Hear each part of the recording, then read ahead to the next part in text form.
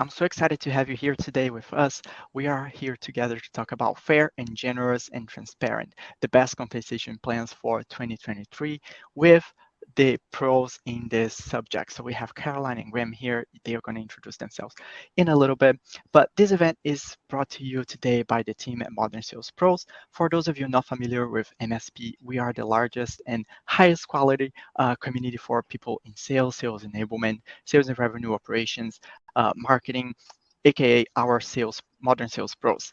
And we do that. We help these people through our great live events like this one you're about to experience. We also do in-person events sometimes, and we have a robust forum where people can go and ask questions and have their most pressing questions answered by the pros. And as I mentioned, we have in-person events and online events, and we are organizing our Revex Fest. The sponsor for today's event, CodaPath, is also a sponsor of the RevX Fest, and that is the Revenue Excellence Festival. There is a link right below your screen here for you to get your free pass. It's going to be amazing. It's more than 26 events with 80 plus speakers. You're going to hear from CEOs of unicorns all around the country. You're going to hear from people from Gainsight, Craft, Outreach, Gong. It's gonna be amazing. So there's a link right below here for you to click and get your free pass. I also have a poll for everyone to answer. So the poll is open right now. You see the poll right here in your right-hand side. And we want to hear from you if you have started your planning for compensation for next year. But that's enough about Modern Sales Pros. I am here today with the team at QuotaPath. They are doing amazing stuff. But I'm going to pass the mic to Graham Collins. He's the Chief of Staff at QuotaPath, and he's going to tell us a little bit of what QuotaPath does. Hey, Graham. Hey, Eduardo. Thanks for having me. Yeah, we are really excited to be here. We're going to pull up a deck here in a second, talk a little bit about comp plans and comp planning for 2023. And that's a lot of what QuotaPath does. So we do commission tracking, commission calculating, quota attainment tracking, but also giving you the ability to go from the very beginning, helping you build your compensation plans, all the way to the very end of compensation or commission tracking, which is paying out your reps appropriately. So that's a little bit about QuotaPath. And then awesome. Just before you start, let me do some housekeeping notes, just for the audience to know. I was talking with my panelists backstage, and they said they love answering questions. Graham told me he's a little bit tired today and questions get him energized. So let's ask them a lot of questions using the Q&A panel on your right-hand side, and also answer the poll because we want to know, hear from you. So use the Q&A. The chat is also open for you to ask all your questions. And also this panel is being recorded. You're going to receive the recording right after this event on your email, and you can check the recording also in the MSP website. That's enough about MSP and housekeeping notes. I know that Graham is eager to jump into the conversation. So Graham, you can take it from here. You can introduce yourself again and Caroline, and then just jump into content. I'm going to stop sharing my screen so you have your screen share now, and you can take it from here. Awesome. Thank you, Eduardo. Going to go ahead and pull my screen up. Hopefully everybody can see that. Wonderful. Thank you, everybody, again for joining today. We're going to be talking about sales compensation trends, how to build fair, generous, and transparent comp plans into the new year. And it is October 4th. We are officially kicking off Comptober today. Most folks struggle building their comp plans, and it tends to be kind of a scramble at the end of the year. So we're really encouraging folks to start early this year, kicking it off with Comptober. So let's do quick introductions. I can go first. I am QuotaPath's Chief of Staff, and I call myself our sales nerd. I spend a lot of my time thinking about, talking about, and working through compensation plans, including over the past few years, I've had more than 400 conversations with sales leaders, RevOps leaders, finance leaders, CEOs. Anyway, helping them build their compensation plans, think through how to build the best compensation plan. And so that is a major function of my role. And we're actually going to talk a little bit here in a bit about Compensation Hub, which is kind of the culmination of most of those conversations. But Caroline, what about you? Fantastic. Well, my name is Caroline, and I am the head of sales and customer success at QuotaPath. And so, like any revenue leaders listening, shout out if you are. This is something that's always top of mind for me, and then even more so, of course, because these are some of the solutions that we help customers work through ourselves. So we're really excited to share this data with you and just talk about some key takeaways we've observed, and then hear your questions as well. Terrific. Thank you, Caroline. Awesome. Well, so what we're going to be talking a lot about today is a survey that we ran. And we ran this survey over the past 2 months, over 300 people working in sales, RevOps, finance teams. About 3/4 are in SaaS, mostly in North America. And we ran this survey. It was about 38 questions. Well, it was exactly 38 questions about compensation plan structure, ownership, rep motivation, commission calculating. Obviously, it's an important one for us. And why? And the why is because sales compensation drives revenue. It's pivotal for hiring and retaining top talent. And so we want to make sure that everybody is getting compensation right and getting it right the first time. There's a slide about this later on, but not to spoil it too much, but you're going to want to get it right the first time if you can.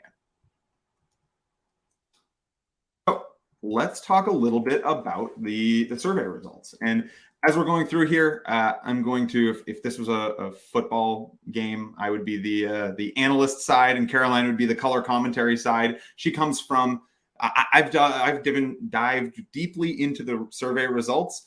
Caroline has it more from the having done it in the past. She's led sales teams, and obviously for a very long time. So we're going to go through that a little bit.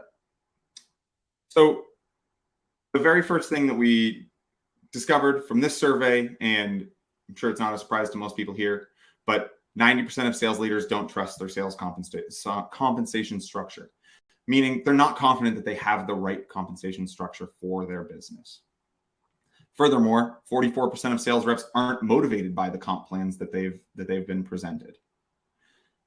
75% of sales reps don't trust that they're actually paid fairly for the work that they do. And 80% of companies have paid reps wrong in the past. So those were kind of the big key takeaways that we had. Caroline, I know that especially for you, the 44% of sales reps aren't motivated by comp plans is big for you. It's huge. I mean, they're all impactful, and I'd love for anyone to jump in the messages and share if you have observed some of these trends. But if you think about what a lot of us solve for in whether it's revenue or RevOps or finance leadership roles, we're thinking about how to reduce errors in the way that we pay out. We want to automate that workflow. We want to give visibility to all the people who earn commission, and all of that is absolutely critical. But even if we do that and we do it perfectly, we could still fail because we didn't have the right comp plan in the first place. And in today's climate, where this is really critical for us to attract and retain the right talent, if half of our sellers don't think they had the right plan in the first place, if we've automated it, then we've simply automated something that isn't motivating or isn't connected to our broader business objectives. And that was kind of a key takeaway for us, is that both of these sides are going to be really impactful for our ability to motivate and drive success with our teams. Awesome. Yeah, totally agree. And I alluded to it earlier, but we just today, actually, mere hours ago, launched a brand new resource. We call it Compensation Hub, and it allows you to discover, compare, and customize compensation plans. Customize it to your business, enter in different information about your sales, your average sales price, your revenue range.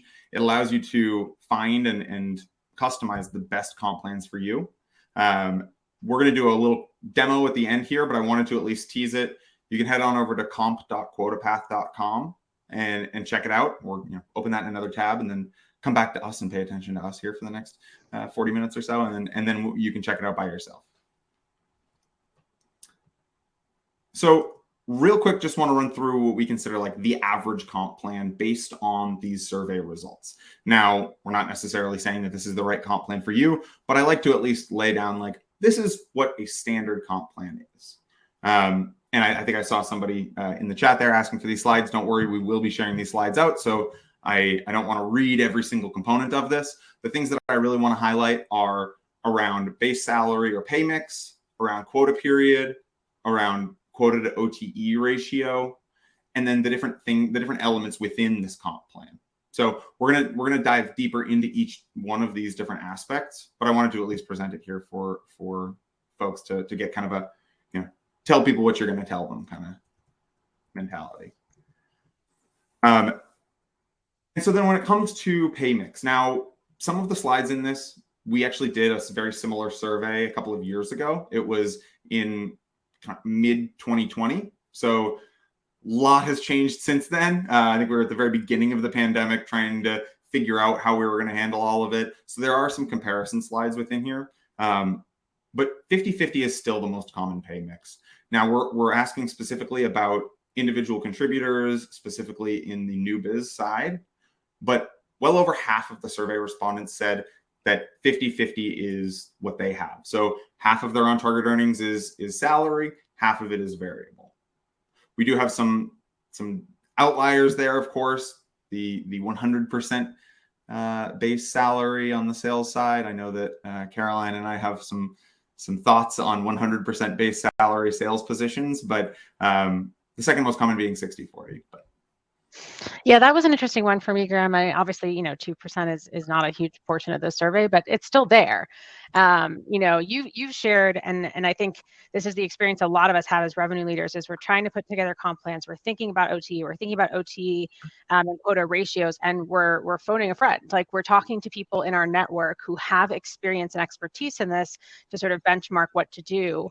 And this one was fascinating because you've observed that, it's not really 100% base. Like, there's something that's really linked to performance, whether it's a promotion or some sort of other bonus that effectively is, kind of serving in that role of that variable in these cases. Yeah, absolutely. I know whenever anybody says they have 100% base salary, I dig into it, and there's usually something else in there, a equity component or a company-wide bonus or some sort of thing. So another fascinating thing, one of the major ways that people set their quotas is this quota to on-target earnings ratio. So the idea is that if your reps have $100,000 on-target earnings, you take that number and you multiply it by a multiplier, and that gives you their annualized quota. So the SaaS kind of golden industry standard has always been 5x. So if you have 100K base salary, you'd expect, 100K on-target earnings, you'd expect them to sell $500,000 every year. But what we've discovered is that this varies wildly based on your industries. SaaS may be about 5, but services is closer to 12 and a half. And also, as the company scales, this increases. If your company has over $100 million in revenue, your average is a 7.5. And this makes sense. If you think about the increasing resources that we have as the maturity of the company grows and evolves, you're going from scenarios where you have, those early evangelist style sellers who are kind of operating on their own, trying to get traction in the market, all the way up to, now you've got fully built out product marketing and sales enablement and BDR and multiple different functions that are all involved in really helping us support the sale and bring the customer on board.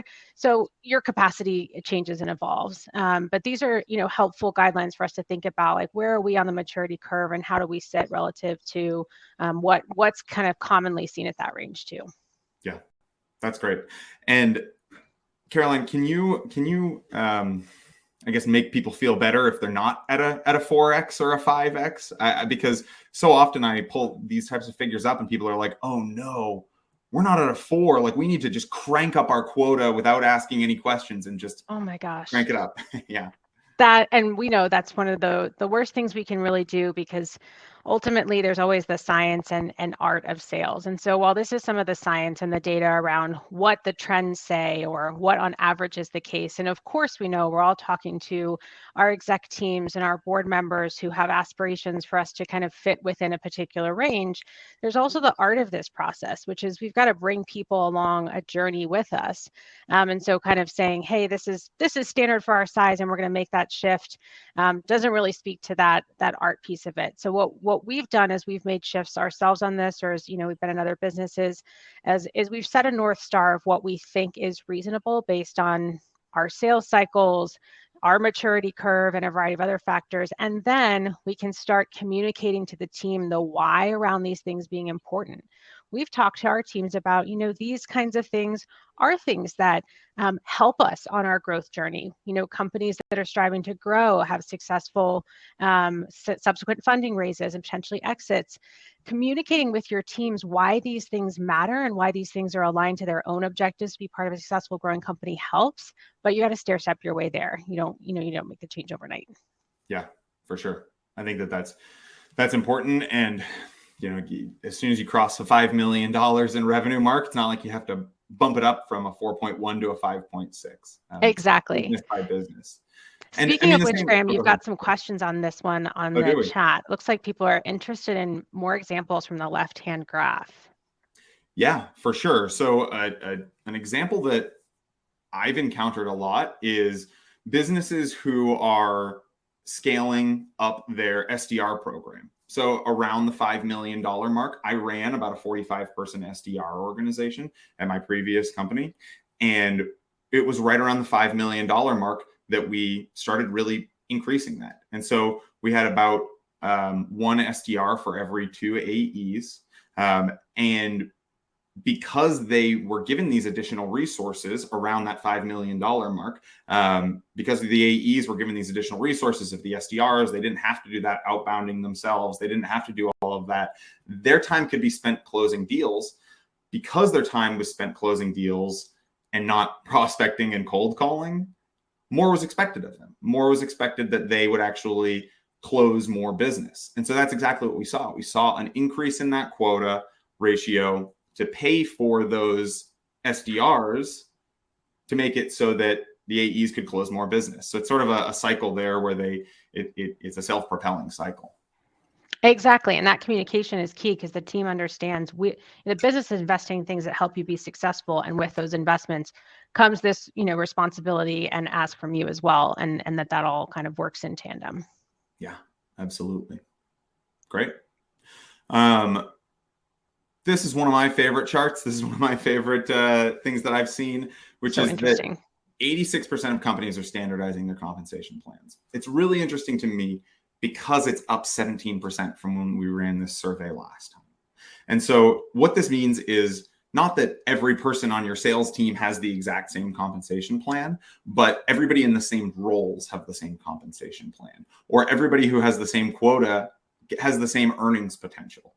Of course, even internally, we have senior account executives and account executives. There are different rates there. But what it's about is standardizing that quota to OTE ratio, standardizing the commission rates, standardizing those bonuses so that everybody has the same earnings potential. Yeah, this one was interesting to me, Graham, and maybe potentially to the audience, because, if you think about, you see 2020 and that date is in our minds as when we all went through the pandemic and started in kind of a different way of work. And that really kicked off some evolutions in terms of how people think about what they're looking for in the workplace and the transparency that they crave from organizations, DE&I, and our focus on that. When we standardize comp plans at levels or within roles, we're giving that equitable opportunity to the team and saying, we've thought through this. This is how we operate for this particular role or title and why. And you have as much of an opportunity as the next person to be successful. And we've seen it actually become even a tool in the recruiting conversations with candidates, that this is like viewed as very positive, that's been standardized across the board. Yeah. Absolutely. I've seen a bunch of studies around standardizing compensation plans. And I talk about this a lot, but if you have inconsistent or different compensation plans for each person within your organization, you end up underpaying women and people of color. And so standardizing your plans is the simplest way that you can prevent that. Furthermore, and since it's, it was 2020, it was kind of early mid 2020 when we ran this survey last time. A lot has changed. I'm up in Portland, Maine. I was in Austin, Texas at the time. Caroline's out in Denver. Like we are kind of spread a little bit more across the nation. And because of that, oftentimes organizations have a standardization of you don't have the cost of living adjustment anymore. It's just, this is what you earn is what you earn. There's an interesting question in the chat on what our thoughts are. And Graham, you've had experience on this, on return on sales for the entire organization, not just sales folks. Yeah. If I guess I'm not sure exactly what that's asking, but the way that I guess I'm thinking about it is that I don't know. Caroline, do you have thoughts on it? Yeah, well, and Craig, you can correct us if we misinterpret it, but I assume you're referring to some sort of corporate bonus, or like, does the rest of the organization benefit in some way when sales is performing and when we're achieving our targets?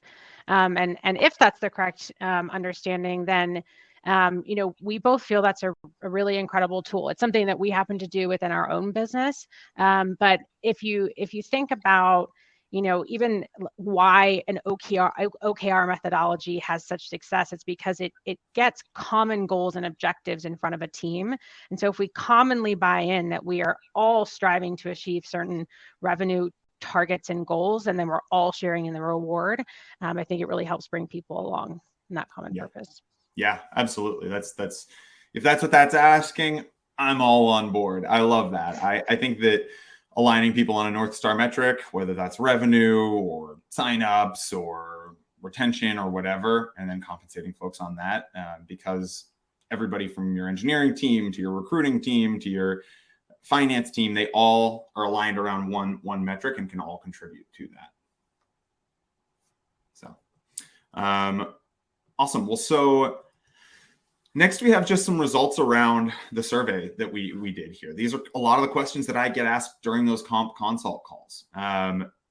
What makes a rep eligible to be paid commission that they've earned? So we think about it as in two stages. You earn a commission, and then you're actually paid that commission. And sometimes they are one and the same, and that's the green portion of the charts. About half the time in under $25 million revenue companies, and about 2/3 of the time for over $25 million companies, the rep earns the commission and gets paid the commission when the deal's closed. However, there are instances where you want to delay that. Invoice payment is the most common. About 1/3 of the time in sub $25 million revenue companies, you have to wait until the customer pays before the sales rep gets paid. I think a lot of that is because is cash flow reasons. Yeah, I mean, it makes sense, as you're an earlier stage and you are thinking about cash flow, that might be a reason to kind of gate payment. And then in my personal experience, we've generally kind of approached it as paying when the deal is closed. And obviously, you can put in place policies and practices if you need to around clawback scenarios. But that can make sense as a tool that the business has, particularly in that earlier stage environment. Yeah.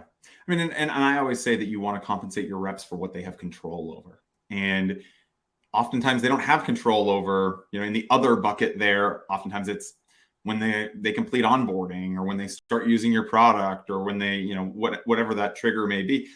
Oftentimes they don't have control over that. And so I always want to compensate my reps based on what they have control over. And that is the deal closing, not necessarily any of the other components. Yeah, that's a great point. Yeah. So we often get asked around quota frequency. So what I mean by quota frequency is you have a monthly, quarterly, annual, or some other quota. And so there were actually two things that are also sort of correlated with each other. So we've got some multicollinearity here, but I told you I was going to do some stats nerd talk for you. We have some multicollinearity here, but what you actually see is that as your average sales price increases and as your sales cycle increases, your quota frequency gets longer and longer. So the majority of the time, just on average, folks are on a quarterly quota. That doesn't really show that so much here because each of them are evenly weighted here, but very few of the survey respondents actually said that they had a less than 1 month sales cycle, and very few said that they had a less than $10,000 average sales price. But what you do see is that as that increases, you will have a longer and longer sales cycle. I'm sorry, longer and longer quota frequency. Saw a question here about what company size by employee headcount is represented in the poll. It's really all over the place. It ranges from pre-seed 5-person companies all the way up to multi-billion-dollar organizations. We asked around how many people are in the company, how many are in the on the sales team, how many are, and what your company's revenue was. And so that's how we were able to then do some segmentation here as well. Yeah, and I think this is interesting data for us to think about, again, having the logic behind why and the explanation around why our plans are structured in a way that they are as we go back to the team, because that gives us the buy-in that we want. So, if we're doing $200,000 deals that have 6 to 9 month sales cycles and we put people on a monthly quota, well, they're going to have a lot of months with zero, and then they're going to have some really, really big, fantastic ones. And that's an extreme example, but that kind of playing with the nuance within that, even as you segment as a business. So, you may have different segments within your business that need to operate at a different frequency and cadence on this, because the sales cycles naturally vary if you're doing, maybe SMB versus mid-market. Yeah, absolutely. I see that all the time where our SMB team is on a monthly quota, our mid-market is on a quarterly, and our enterprise is on an annual quota. There you go. And my rule of thumb is always that you want to have the shortest possible sales cycle, because you want to measure your reps' progress towards their target as frequently as possible. But you want to have at least 5 deals during that quota period. Because if you have a situation like Caroline said there, where you're on a monthly quota, even though you have a 9-month sales cycle and 200K deals, they're not, that doesn't make sense, because they're going to hit 0, 0, 0, 400%, 0, 0, 400%. And then that doesn't really give you a good metric of how well they're actually doing. And so if you were to put those people on an annual target, they're closing 6 or 7 deals per year. That's what I would recommend. Exactly. And, we want people who are money motivated in a sales role. And so they want to see themselves at the top of the leaderboard. And, we give them that opportunity when we've aligned our sales cycles to the quota frequency as well. Awesome. Furthermore, who's in charge of building comp plans? And this slide is cool. I really like the next slide as well, which get hyped about that one. But what this shows is that then this is the size of the sales team down at the bottom there. So 1 to 4, 5 to 10, 11 to 25, and then over 26 or 26 and greater. What you see here is that really early on, sales leadership is building that comp plan. I think, Caroline, when you joined the company, you built the comp plan. And then as the company scales, as the team scales, you add in RevOps, and then finance is added in as well. And so this question is also asking who has kind of final say on these comp plans. Yeah, I think that's a great perspective. And I mean, it's not uncommon, right? When you look at the very small team sizes, where you may have a head of sales, you may have a founder CEO who's also, managing the sales team, who's really leading this process. But then you start to get more voices in the mix, and you're really thinking about, and you have to keep top of mind, what are the unique things and the unique viewpoints that each of these departments are going to bring to the conversation about what they're trying to achieve, and how are we going to put together not just a plan, but a process around creating that plan that's going to meet all of those. Because if you've got 3 or 4 or 5 or 6 or a dozen or however many people involved in the process, the lead time that you want to have thoughtful discussions, to model different scenarios, to look at those against your own historicals, means hopefully we're all doing that today, to be ready for next year, or you've even already started the process. Yeah, for sure. And that it's not, oh no, we're going straight into a different one here. Oh no, never mind. It's after this. Sorry. Comp plans designed by the sales team are the sales leadership are the most trusted. That goes to I think that a lot of it, and when I say most trusted, I mean they're confident in the design, that the design of the comp plan is correct, which is good. But well, I don't know, Caroline, if you had something to add there, but the next slide I think is cool. One key piece piece of it, like it, you can just take it down to a very tactical level. If you can imagine an account executive walking into a meeting with his or her manager or sales leader and asking questions about the comp plan. And if the sales leader isn't able to say, I designed these, or I had a point of view on these for this reason, and here's why they're motivating to you, and here's why they're also aligned to what we're trying to achieve as a business, then we can lose trust in those moments. But the interesting thing, and I think you'll share this next, is like that's only one piece of the puzzle. So we've got to have that, but it's not the only one. But exactly, which is that when more departments are involved in plan creation, confidence increases. So we asked which departments are involved in creating the comp plans, and added it all up. And the plans where 3 RevOps, finance, and sales were involved had the highest ranks in confidence. And it doesn't surprise you or I, Graham, with all the partnership we've had with RevOps over the years as one example. But being able to know, your teams knowing that this has been backstopped by a thorough analysis by the folks who are experts at looking at data and understanding different scenarios, gives the confidence that, again, we've designed it right in the first place. And if we've designed it right, then we can certainly figure out how to automate that process and pay it out accurately and visibility. But we got to start there. Yeah, absolutely. And what I didn't include in this is that we did ask also if other departments were involved.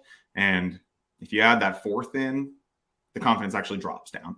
And so that's kind of the too many cooks in the kitchen issue, where if you add any other, 4th department in, that's when it's like, okay, we're trying to accomplish too many things here. And it drops down to the same level as if one department was involved in creating it. So, once again, we this is a similar question to what we asked a couple of years ago, and the results are very similar. What modifies the commission rates? Quota attainment, products sold, contract length. We still continue to see quota attainment be very common. Accelerators. I'm a huge fan of accelerators. I know, Caroline, you also, in every plan I've seen you build, it includes accelerators at least. Yes. So the idea that you want to reward your overachievers. I don't know if you have a philosophy around why you include accelerators. Yeah, well, I mean, 2 perspectives on it. One is obviously we want to bring people on our team who want to be excellent at their jobs. And if we want them to work hard and grind even a little bit more, but then see the benefit of it, so that when they've gone above and beyond, they see an additional reward. But, the conversation's actually fairly easy on the finance side too, because yes, we're going to pay more if we have an individual overperforming. But the efficiency that we're gaining by having a really high performing and efficient team versus a larger team where we have, varying levels of attainment makes a huge impact on the business bottom line. And so the audience may have had different perspectives, but I've always found this has been a very collaborative conversation where, whether you're coming from the finance or the sales optic, there's a common ground there in the benefit. Yeah. Do you have a philosophy around multipliers on accelerators? So, let's say you have a plan that's 0 to 100%, you earn 10% commission, and then anything over 100%. Do you have a philosophy like a 1.5x, 1.2, 2x? Yeah. Mine has always been you go around 1.2. I think that additional 20% is really motivating to teams. It's also not so, extravagant that it's hard for us to sort of support that across the board, because maybe we can get into that, in some ways, ideal scenario where we have a leaner team, but we're operating so efficiently, we are getting a lot of people into the accelerators. You can compound that, though, if you're doing an overperformance accelerator and you're also doing the multi-year benefit, if that's, or things like that, and we have done that in our plans too. And it's been, again, an easy business conversation in a sense, because if the business is trying to solve for creating so much value with customers that they want to stick around with us for a long time, and we incentivize them to sign up for those contracts, then we're going to carry that through to the people who got those contracts done. Yeah, I've given my VPs of finance a hard time in the past. I mean, I think I've dang near made them faint in the past when I show the max commission rate. If somebody's at 200% of quota and they close a 3-year deal, we're paying out 30% or 40% commission or something like that. Now, I was going to say, what's the highest one you've seen as you've done, hundreds and hundreds of these conversations? Yeah. one that I actually warn people about is that I have seen a comp plan that it was like a exponential commission rate. So for every 10% you achieved over quota, your commission rate was multiplied by like 1.1. Now, Ooh. that's okay in 140, 180, 200%. But where it begins becoming an issue is around 300%, which they were having some reps hit that, because you actually end up over 100% commission. And I'm pretty good at building comp plans. And so I can tell you, you never really want to pay 100% commission off of a deal. You want to at least keep some. Yes.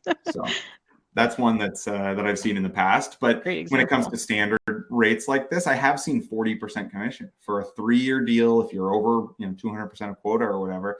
And dangling that in front of a rep, like a VP of finance person sees that and they panic because they think, oh no, what if somebody hits that? Well, I'm all about messaging like, no, you want people to hit that because it's a 3-year deal and they've already way overachieved their quota. That's an okay thing for us to want to incentivize and get people excited about. They're rare, of course. Absolutely. That's the other thing, it's hard to achieve. Yes. Yeah. I love this stat. I think this is fascinating that 90% of leaders don't trust their compensation structure. It is scary, but it is, it lets me know that A, what we're doing is right. What we're building is needed. But also B, it's fixable. It's fixable. It's something that we can help people with. That's exactly right. If you think about just different practice areas within the business, and I, myself come from like the sales and CS background, but we all kind of grew up steeped in different methodologies. Like the sales methodology, we have like the challenger sale or the Sandler or value selling, and there's a process and a methodology and a training that comes with that. I may not have seen it, and maybe those in the audience have, but I haven't seen a similar process for this sort of thing, right? Where we come up and we sort of understand exactly what the process and methodology is for sales compensation design, and yet it's so critical. And so to do it effectively, we're leveraging insight from so many different resources within, fellow portfolio companies, folks in our network, things that we've seen and tried in the past, webinars like this, these kinds of conversations, consultations with folks like you, because we are trying to put together a process that we can then have confidence in. And the reality is we're not hitting the mark all the time, but we can solve it. How confident are you? Do you fall in the 10% for our comp plans, Caroline? That's a great question. I am confident in almost all aspects of our plans right now. Transparently, there's some areas within the way that we're thinking about our account management plans and our expansion business that I think we have some opportunity to improve. And we've thought through the year about things like, as our business evolves or as, different segments become more powerful or gain traction, that we have to be agile enough to adapt. Either through things like experimental spiffs if we're testing something new, or changes in the comp plans as we go into a new year. We happen to do it on an annual basis, so we're not creating too much whiplash, but the spiffs are things that we can leverage on a more frequent cadence. It's almost like you knew these slides, Caroline. What? That's a wonderful transition into this slide, which is that the more frequently, so we ask people how often do you distribute new compensation plans? And now we even call out, like, we're not saying like, yeah, sure, every quarter we have to send the same plan to get it signed off legally, or there are seasonality and planned changes in the quota. That's not what we're talking about. What we mean is, how often do you roll out a new comp structure and have a substantive change in your compensation plans? Now, the confidence in those plans drops the more frequently you distribute it. And this is what I was talking about earlier. The more regularly you change the comp plan, the less confident everyone is in that comp plan.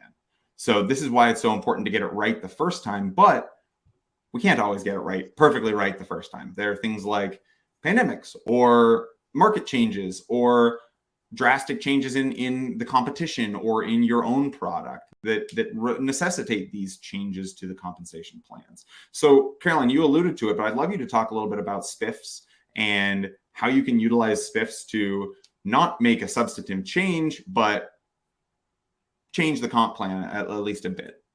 Exactly. I mean, I think we've talked a lot about this, but perception and communication and intent are as important as actual data and modeling in the plans, like bringing together that art and science. You can't survive without either one of them. And so if we have that mindset in place, then we can view spiffs and communicate them with the right intent, which is we put in the effort to put together the comp plans that have the right fundamental components. But any business is going to be iterating, testing and iterating on a constant basis, which means something is new for you right now, whether it's a product or a competitor or those things that Graham mentioned. Well, we can communicate to our teams, spiffs are an opportunity for us to start testing a direction that we might go. Maybe these do make it into a future, formal iteration of the plan if they become that, meaningful for the organization. But we can do them on a monthly basis. Maybe we're incentivizing a fast start to a particular quarter or some time period, for whatever our quota frequency is, or we're looking at sales of a specific product that is newer to the market, or we've seen them in the past even for cross sells if we're trying to cross sell into a particular customer base with a new product. And those are things that the team can get really rally around because they're obviously additive to OTE. So yes, that is true. In most cases, they're additive to OTE, but they're finite and they're time bound and they're experimental. So then we can really decide, hey, we're a business that's open to testing and iterating and learning as we go. And then based on what we learn, we can decide if we expand this, build it into the plan, or doesn't make sense for us. Yeah, that's great. An example from my previous company, and I see this all the time actually in my comp plan consults, where somebody said, I ask, do you pay more for multi-year deals? And they say, no. I say, why not? They say, because nobody sells multi-year deals. I say, well, chicken or egg. Don't you see why? And so I say, well, try it out. Try it out. Give an extra 5% commission on 2-year deals, or give a $1,000 bonus for the first 10 2-year deals that anybody sells. Something like that, where you give these spiffs and you see if it changes the behavior. Because that's what you want, is you want the plan to change the behavior. See if it changes the behavior. If it doesn't change the behavior, don't bother. No, we don't sell multi-year deals because our customers don't buy them. That's why. It's not because nobody's asking for it. We ask every time because of the spiff, and nobody wants to. So we're not going to bother. And so that's what it's about, is testing these changes in the behavior for sure. Awesome. Completely agree. This feels a little self-serving, where that's all right. We got to throw a few plugs in there, but it's absolutely true. If you're using spreadsheets, your reps are not going to be confident that their commissions are correct. Not nearly as confident as if you're using software. And so I actually personally saw this pre-quota path. I used spreadsheets for my reps. And what happens is you build a spreadsheet for Q2, you have it set up, they're good to go, whatever. And then there's a tweak in Q3. They come to you at the end of the quarter and they say, what the heck, my paycheck is different. Well, they were using the Q2 spreadsheet. And you try to deactivate it, but they had copied it.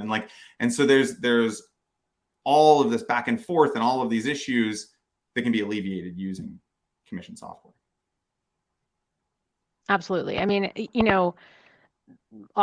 most of us probably use a CRM, whether it's HubSpot or Salesforce or something else. There's a reason we have a source of truth when it comes to a lot of our data, because we need to be able to go back to a centralized place and have confidence in the information that's there. And I think that's part of what you see with this as well. And that would be true of other types of business scenarios that we try and solve for. Is just having that in software, visible, easy to change, easy to make updates to. Yeah. Exactly. If you want to learn more, I don't know if I'm pointing to it or not, but there's a request demo with our sponsor button, either there or there. I'm not sure. There. Yeah, exactly. Cool. So, furthermore, this just kind of belaboring the point here. Confidence in commissions increases when reps understand their plan. You want simple, you want logical, you want fair comp plans.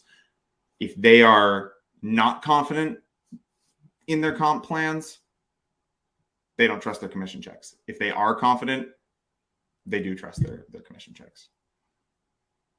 Kind of a self-evident one, but I love seeing the data back it up. That's always a relief. That's exactly right. Like if you automate the wrong plan, you've automated failure. So let's get the plan right. And then we're going to have the higher confidence flowing from that. Exactly. And then our last slide before I go into a whole other thing is that 86% of reps rank compensation as their top priority when job hunting. I am pretty money motivated personally. Not everybody is money motivated, but why work in sales? That's where the money is. And so compensation, transparent compensation, having that discussion early on as part of the job interview process is incredibly important. And, I think it's such an interesting opportunity too, to have your people team as a partner at the table in some of this conversation, because it's going to be so critical in your recruiting and in getting the right talent. And especially through the pandemic, I think we've seen people teams, rightfully so, get more of that critical seat at the table for, helping to motivate the right recruiting and then the right employee behaviors once folks are in seat. So this is, I've seen that as I've partnered with my people teams and having their input into the process and why it's so important. And I know that, for anyone who's recruiting commission earners, this is part of every initial conversation. In fact, if you ever had one where it didn't come up in the initial conversation, you probably thought to yourself, that was a little strange, because it is such a big part of the decision. Right. Yeah, exactly. Well, so we only have about 10 minutes left here. Want to give folks a couple minutes after this to prep for their next meetings. Wanted to talk a little bit more about Compensation Hub. Compensation Hub, again, we launched it earlier today. We've been working on this. We've been thinking about this for a long time. And really the way that we think about it is, currently folks come to QuotaPath. They say, hey, this is my compensation plan. Please help me calculate my commission. And that's great. We do that, no problem. The future is people can come to QuotaPath. We can help them build, help them automate, and create the correct compensation plan for them to build trust and transparency. And then, yes, directly integrated into QuotaPath and automate that compensation, the commission process. So I'm going to stop sharing real quick and pull up an actual demo here of Compensation Hub.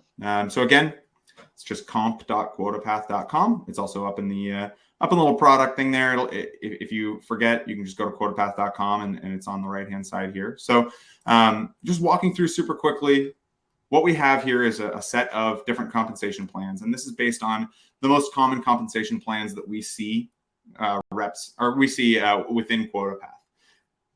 So one of my favorites is the commission with accelerators. It's simple, it's straightforward. It allows you to, and then what we have here is a modeler. So you enter specific information about the exact type of compensation plan you're looking to build. And from there, the tool gives you recommendations. It creates that plan for you. So say we're looking to have an on-target earnings of $180,000. Now we know 50-50 is the most common, but say we're some of the 12% of organizations that have a 60-40 split. We can do that. And again, it's all customizable. You can change them. You can drag it down however you want. And this is live right now. So let's keep it at 60-40, say.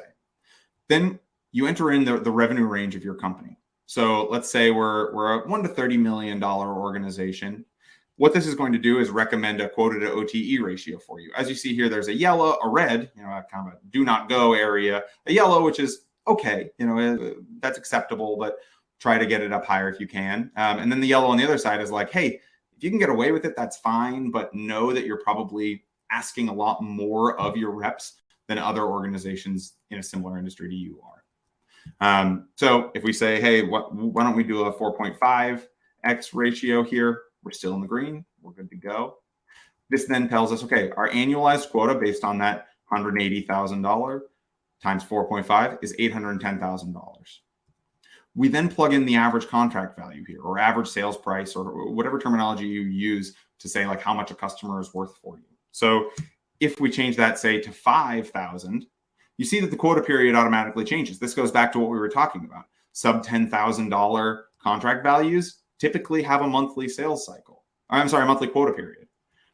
If we increase this to 50,000, you see, it jumps up to annual. And that's, again, because you're only going to be closing 16 deals per year.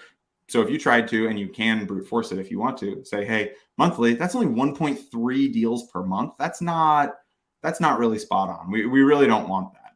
So let's say we do the kind of median here and go with 15. That gives us quarterly. Now down below what we have is the actual earnings rules. 202,500 ARR per quarter. And then it actually automatically calculates the earnings rules for you as well. So in this example, 0 to 100% quota attainment, you're earning 8.9% commission. And then Caroline says she does a 1.2. We have a baked in 1.5x multiplier here. That's my personal favorite. That's mine is to do a 1.5x. In the future, you'll actually be able to change that. You'll be able to say, no, I don't want a 1.5. I want a 1.2 or I want a 2. In the meantime, you can, of course, change that within QuotaPath. But once you have done this, built it out exactly for your business, these rates change. So, 8.9, if we change it to a 50-50, what happens? Oh, it jumps up to 11.1. So it's automatically calculated. You can then share this plan. So you click on share this plan, it copies a link to that plan with all of those specific inputs already entered in there. Now, why would you want to do that? Well, you share it with your VP of finance, or you share it with a rep. And what they can do is they can hover over here and see how much they will earn at each of these different attainment levels. Well, if I only end at 75%, I'm only going to earn $17,000 per quarter. Whereas if I end at 150%, I'm going to earn almost $40,000 that quarter. Furthermore, you also have the ability to save this plan for free. So you click into that, and it pops you right into QuotaPath. QuotaPath is a free to use tool. You can, if you already have an account, you can click log in. It will automatically input that plan for you. If you don't have an account, try it for free. It will automatically put that plan in there for you. You can integrate to your Salesforce or your HubSpot or whatever CRM you're using, and then it will automatically calculate commissions for you. I haven't done a QuotaPath demo in a while, so I hope that was okay, Caroline. Caroline leads our sales team. She does a lot more conversations about that than I do. So that was fantastic, Graham. I was Excellent. turning video off when somebody demos, so you can focus on the demo. It was great.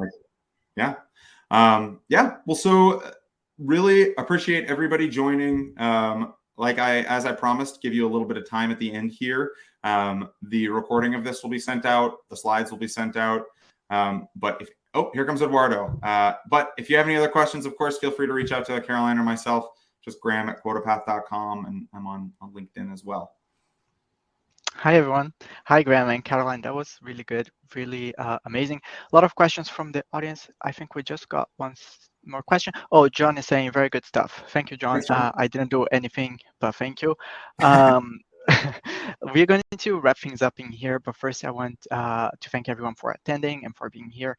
Thank you for your time. We want to see you in many more MSP future events. So make sure to visit our page and see what is coming up and sign up for as many events as you want. And also thank you, QuotaPath, for sponsoring this amazing event. Just 1 second. Also, half of the people in the poll said they have not started their compensation plans yet. So just reach out to the QuotaPath team. They will be able to help you. It's not too late, is it, Graham and Caroline? No, not too late. Not too late. Not too late at all. No, and that's what the compensation hub is for. That's why we rushed it out to market for you so that you can begin. And all you have to do is just go there and start clicking around, and then you can say you've started planning. See, very easy. So you can start today. Just reach out to the QuotaPath team and they will be able to help you. Thank you, Graham and Caroline, for all the information that you shared with us today. That was really amazing. The recording and key takeaways and the slides, right, Graham, will be available after this event. You will receive a follow-up email from me with everything that you need and also a page that you can check everything. While the panelists and I hang out backstage, the MSP team will make sure that you, audience, receive everything that you need from this amazing session. Thank you very much for attending. I will see you in the next MSP event.